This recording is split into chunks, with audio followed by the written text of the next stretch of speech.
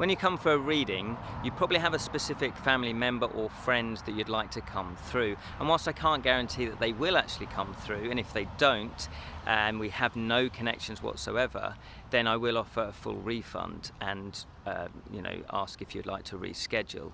But generally, normally, there will be family members that come through. And how do you know that it's actually them? Well, I have various ways of validation. I will describe what they look like. I will hopefully, I'm not very good with names, but hopefully sometimes a name will come through, and I will especially get their personalities. I'm very good at tuning into what they're like as a person, their energy levels, and obviously what they were like on Earth. I would get as much information about their lives as I can.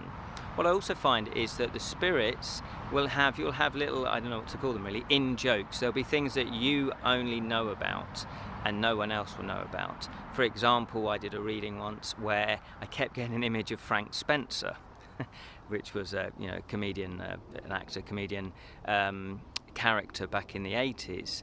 And I kept getting that image, and I thought, what is this connected to? It didn't feel like it was connected to anything.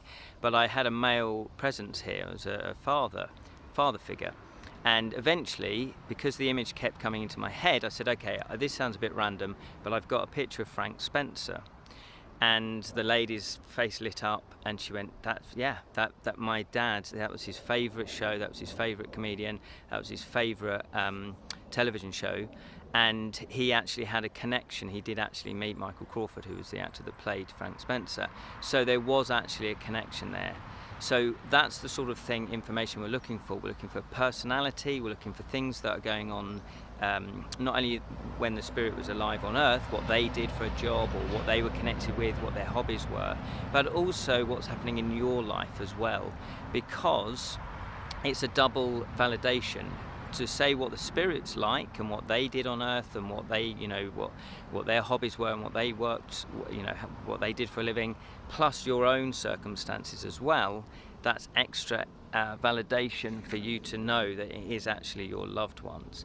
And hopefully from there, once we establish that it is the correct loved one, it is actually, connected to you, that's when we can pass on more meaningful messages and hopefully maybe give you some spiritual advice as well.